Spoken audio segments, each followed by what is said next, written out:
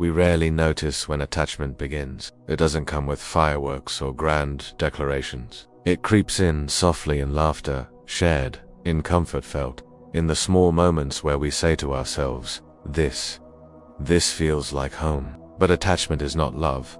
Attachment is fear wearing the mask of devotion. Fear of loss, fear of loneliness, fear of not being enough on your own. You believe you're connected to them, but what you are really connected to is a version of yourself that only feels whole when they are around. You think you're holding on to them, but you are holding on to the way they made you feel, even if that feeling was temporary, incomplete, or based on illusion.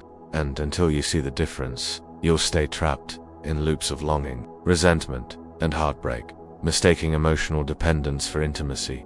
Detaching feels like dying, not because you are losing the person, but because you are losing the identity that was built around them. You imagined futures with them. You built habits around their presence. You defined your worth through their validation, and now that they're gone, you don't know who you are anymore. That's not love. That's ego collapse. That's the unraveling of a false identity. Pain comes not from release, but from resistance. From trying to hold on to what your soul already knows is no longer aligned. And here's the truth. Grief is not a punishment. It's a recalibration, a sacred process where the heart burns away what was never truly you, so that what remains is real. Not every intense connection is healthy. Intensity is not proof of love. Sometimes it's just unhealed trauma meeting unhealed trauma. Trauma bonds form when someone activates your deepest wounds: abandonment, rejection, unworthiness. They give just enough to keep you hopeful, but not enough to make you feel secure.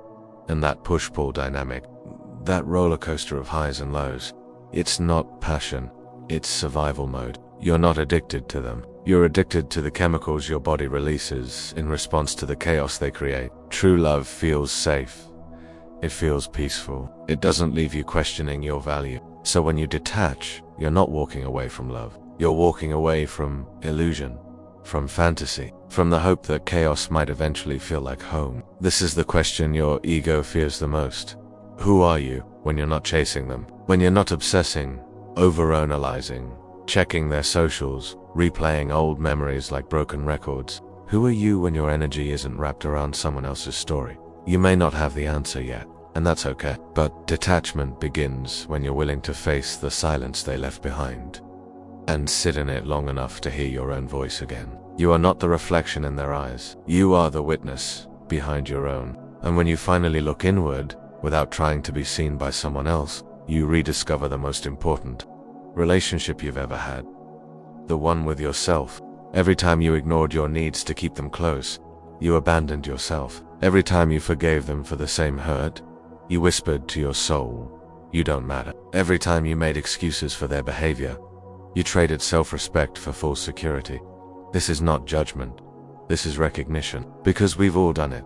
In the name of love, connection, or fear of being alone. But real detachment begins when you stop betraying yourself for temporary comfort. When you realize that peace is not found in fixing others, but in finally refusing to break yourself. Self-love isn't always soft. Sometimes it means walking away from what your heart still wants, because your soul finally knows better. You weren't always in love with them. You were often in love with the idea of them, with who they could become, with who you thought they were, with who you became when they were near.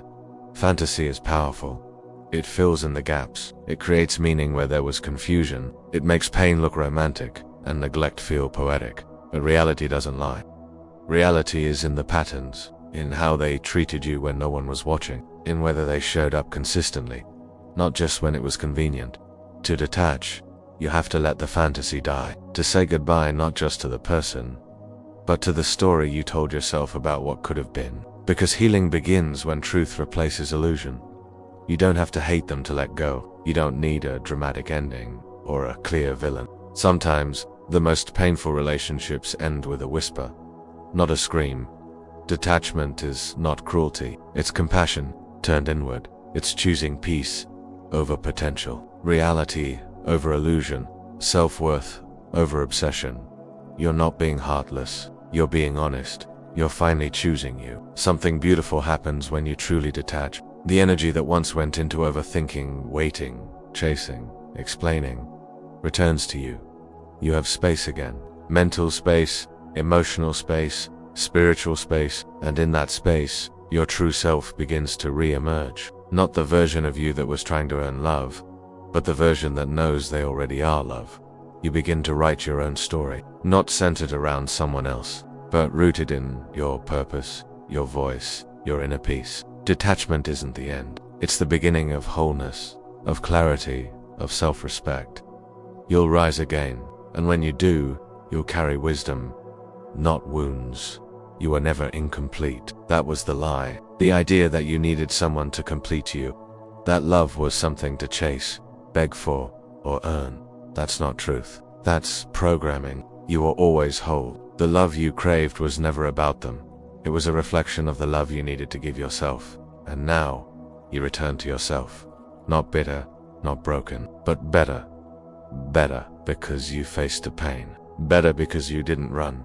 Better because you chose truth over comfort. You've outgrown the pattern, and that's something to celebrate. Thank you for watching. If you liked this video, press the thumbs up and share it with others. It helps spread the message of inner peace. And don't forget to subscribe to my channel to see more videos like this. You are not alone. You are healing, and you are becoming whole.